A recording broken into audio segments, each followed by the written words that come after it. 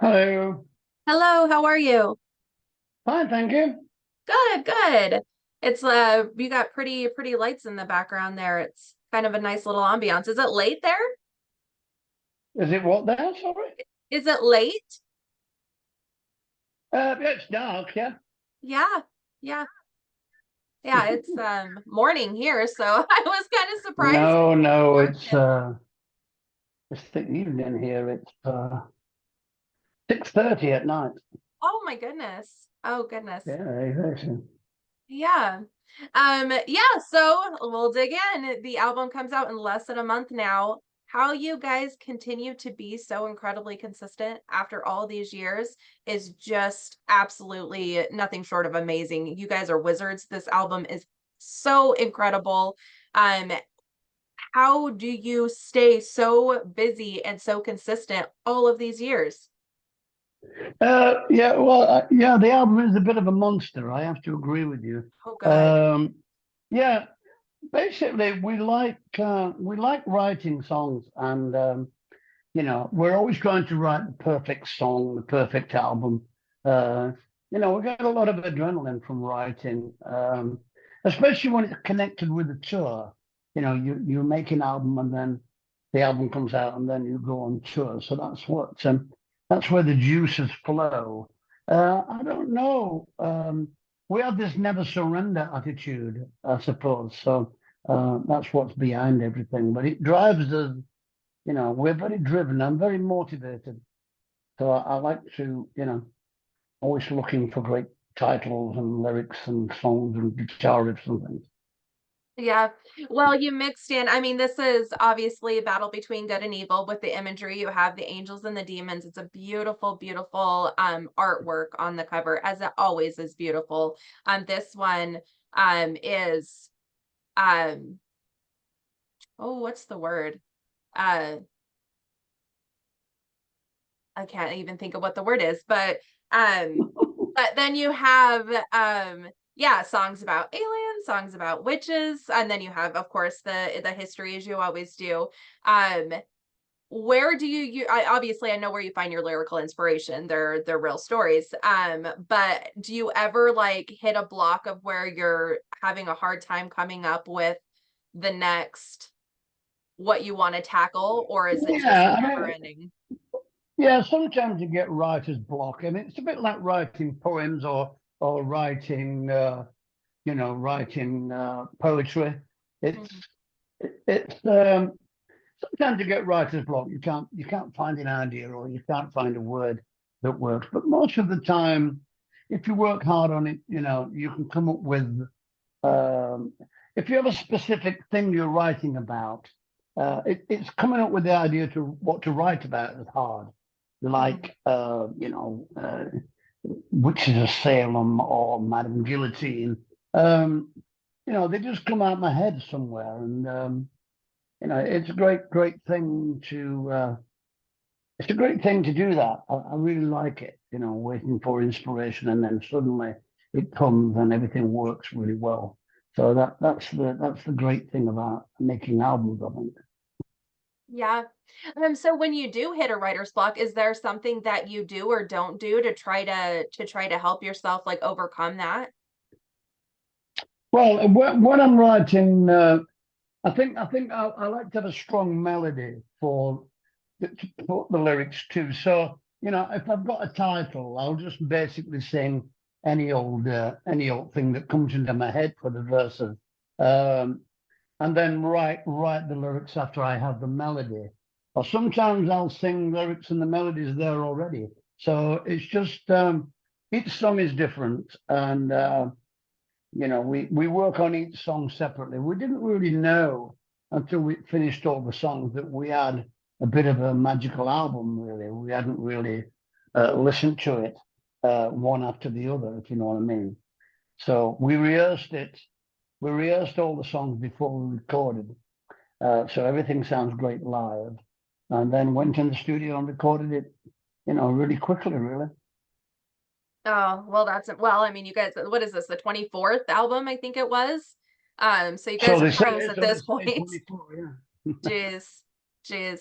I want to hear about 1066. I absolutely love that song. How you change the melody in the middle of that song and it goes into such a like it almost like makes your heart swell. It's such a breathy and beautiful little interlude that you add in there with such a obviously heartbreaking story. Well, the 1066, it's Brian's idea, that guitar riff. So we took it from Brian and then moved it forward. I mean, the part in the middle, I actually sang the melody to Brian, and he played it in the middle. So it goes into this really nice melodic Mhm. twin guitar part, really. And I think that, it comes out of my head, really, that melody. So yeah, it works really well. I really like it. Oh, it's beautiful. It's beautiful. Again, though, the whole album is such a powerhouse of an album. I have listened to it quite a few times, and I never get bored. And every song offers something different. You know, it's obviously, of course, Saxon, but it's got a lot of diversity in it. Fire and Steel is just heavy hitting, you know, in your face, and then yeah, like 1066, you have kind of a little melodic break in there, which I really enjoyed. Yeah, there's a lot of thought went into the album. We recorded it quite quickly, but writing, we took our time to make sure everything sounded great. We when you play these songs live in a room, in a rehearsal room or in the studio, they take on a little bit of a life of their own. So we can like we can like tailor things. We can say, let's have a bit of guitar in there, let's have this there, and the rest of the guys pile in with all different ideas. So it works really well. And we've because of the last album we did in the pandemic, this album's back to normal again for us. So it's a really great experience making this album, really magical. Yeah, yeah. During the pandemic, I mean, obviously it halted so many things. Of course, I'm sure it was probably at some point panic for you guys to not be creating because that's what you guys do. And so I'm so glad that you guys were still able to come out with the covers, the second covers album. Um, for you personally, what are some things that you did to keep yourself sane through it because you're so used to being so busy? To keep ourselves busy, well, we're just making records really to keep ourselves busy. We were writing Carpe Diem. We didn't want to release the album in the pandemic because we thought it might get lost. So we put out the First Inspirations album, which was a little bit of a stopgap for us, and allowed us to give the fans something to buy or listen to or download or stream, and yeah, and then it worked out pretty well for us. What are some things you personally do to help keep balance in your life? I mean, you have a very busy life, and of course, there's a lot of positivity and catharsis that comes with creating and playing music. But I can only assume that there's times that it feels, you know, like a job and can be really exhausting too. What are some things you do to help keep your like self-care that you help to keep your mental health well throughout all that? I think you have to sort of get yourselves into a routine, really. Mhm. If you're flying around a lot, we just come back from South America, a lot of flights, a lot of shows. Mhm. You have to get yourself into a routine, really. You know, um, like if you're drinking after the show, you have to say, okay, look, let's stop, let's stop drinking at 2 o'clock, 2 a.m. and try and get some sleep, really, because and like if you're on a tour bus, it's the same thing. You can go through the night and party and and have a good time, but at some point you have to relax. So best thing to do is get in a routine. So bus, hotel, then the event, then the concert. So yeah, eat well. Don't eat too much junk food, and rest as much as you can. That's the secret, really. Yeah. So is that the same with your um with your vocals, obviously you have to preserve them. You still have such a powerhouse voice after all these years, which is so rare. It's so rare for someone to be able to maintain that level of power, you know, with as many years as you guys have been playing. Is that something else that goes into that, is making sure that you rest your vocals as much as you can? Yeah, you have to rest your vocals. You know, you can do too many interviews when you're playing live. You know, because talking can strain your voice, just the same as singing. So I tend, in the day, I tend not to do much interview work. You know, when we're doing shows, and just basically relax all day. You know, like I say, have a nice meal before the show. Um, Sometimes I'll do a sound check, sometimes I won't. Just depends how I feel. So I think putting as many hours between the last performance and the next performance of relaxing and looking after yourself is the key. Yeah. Yeah, it makes sense. What is your favorite thing about playing live? Oh, it's the audience, really. You know, it's the audience. You know, audience loving your songs. You're playing songs that people love. It's like the new album. You know, a lot of people will already have the new album. There are a lot of people won't have the new album. So, you know, we're trying to convince them to buy the new album. So it's a whole the whole live thing. It's just great. You're playing songs that people know, like Denim and Leather, and songs like this. You know, Power and the Glory. But you've also got songs in there from the new album, so you have to make sure that they're just as great as the old songs. That's the key, I think. Well, you guys do fantastic with that. And you have such dedicated fans. I mean, I don't think there takes a lot of convincing to buying the new albums when you're coming out with new albums, because you're so consistent and you have dedicated fan base that is excited to see what you're doing next. You release the one song and it's already gotten incredible feedback. Yeah, yeah, the video's doing very well, you know, and people have streamed it. So it's going great. Actually, we're very happy with people's response, and we're getting a lot of interest from America on it. A lot of, I think somebody said, you know, that 65% of the streams and the views are coming from America for the new song, which is fantastic. So Yeah. obviously, you know, we have a lot of new fans in America, and a lot of the old fans are still with us there. So you know, we're touring in April. I think we start in Florida, April. So we're definitely going to be doing shows in America, and it's probably going to be part one because we're maybe going to come back and do a part two later. Oh, good. I was hoping so, because we were on the list, which I'm in Idaho and we get missed a lot for, and I totally understand. It's there's Washington right there, there's Oregon right there, you know, there's California right there, and we're kind of in this weird abyss. But Yeah, well, you know, I'm sure I've seen the dates. I don't know if Idaho's on there or not, but let's hope it is. Yeah. yeah, I did want to tackle Heavy Water, the project you do with your son. It's a totally different Yeah. style of music. But it's incredible too. It's like more of like a almost like a stoner rock type of project, I would think. What made you guys decide to do that? Well, Seb likes that style of music. You know, he likes a lot of the early '60s stuff. You know, Crosby, Stills, Nash, and all that sort of movement. You know, the Flower Power era. Uh, and he also likes, you know, the newer bands as well. You know, like Stone Temple Pilots and all that sort of thing. So I suppose it's a sort of melting pot of different influences. Heavy Water. There's nothing, you know, we can do any style of music with Heavy Water. We do some songs that are quite folky, you know. Hmm. So and then we'll do a really heavy song. So there's no rules with the album. We can do whatever we feel like, and it's great fun, you know, singing different styles. And our voices, when we're doing two-part harmonies, close harmonies, our voices sound great together. So Yes. I think people like to hear that, you know.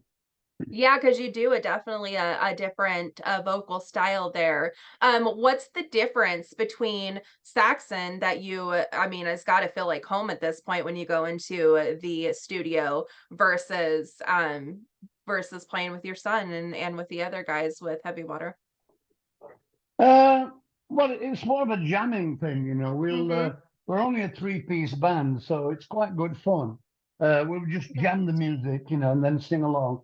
So it's good fun with Heavy Water because there's no pressure, you know. We're just Mm-hmm. doing what we like, you know. And Seb writes nearly all the music, so it's sort of mine and his project, and it's very I think it's very unique actually the music that we make.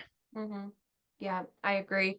I thought that was, I just think that's so neat, you know, it's I mean, you're such a established band already for you to go out of what, I don't know if it would be your comfort zone, but what you're used to, and create that with your son. I just think is such a beautiful thing. I was really excited to hear what you guys created, and I was I was just surprised at how your vocals just took on a whole other like form, you know. It's just it's very impressive. Yeah, it's good fun. It's good fun, and you can tell we're having fun from Yeah, if you I listen to agree. the albums. I You agree. know.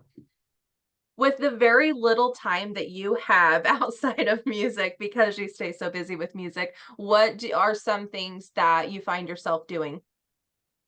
Well, mostly with the family, really. You know, we'll do quite a bit of dog walking and things with my Mhm. wife and the dogs, and you know, I spend a bit of time with my daughter. I've got twin boys as well.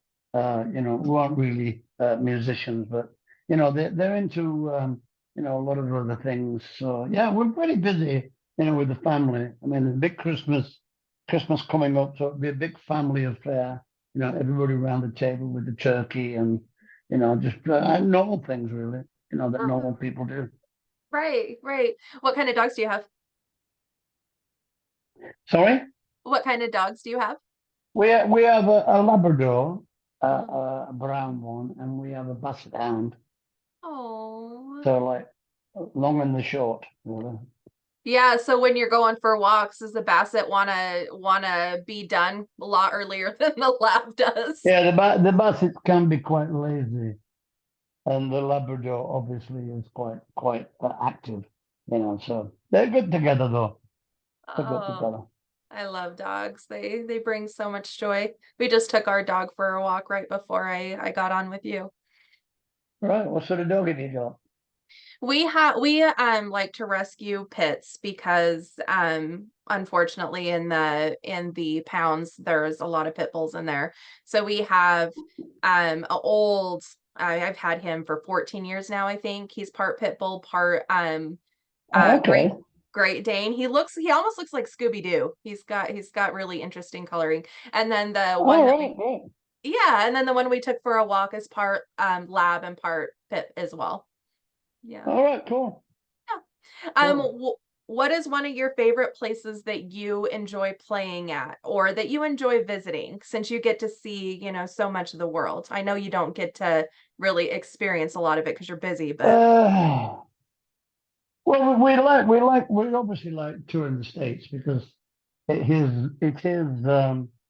you know it's for touring bands going to America is what people aspire to do. You know, like a lot of British bands like to go to America. It's a bit like Japan as well. You know, a lot of American bands like to go to Japan and play. So yeah, we like it. I mean, South America's always crazy. You know, crazy audiences have a real good time down there. But I don't think really there's any real special place that we like to go that's any better than anywhere else. Mhm. You know, because you know it's just down to you know, if people love us enough to come and see us live, then we're happy with that, you know. Yeah. Yeah. Yeah, it makes sense. Well, I know you are so busy. I would love to sit here and just ask you a million more questions, but I'm gonna be respectful and not do that. But I hope that you and your family have wonderful, wonderful holidays. I hope it's very enjoyable and you get a little bit of a rest and break with your family. Yeah, it'll be great. We'll be eating and drinking and getting fat. And then in the new year we'll be slimming and dieting like everybody else. So yeah, that's the key. That's the cycle, right? Yeah, that's the cycle. Yeah. Well, this album is absolutely incredible. You guys just still have it. You guys are still creating some of the best music. I am so excited for everybody else to be able to hear the rest. And I mean, good job. Good job once again.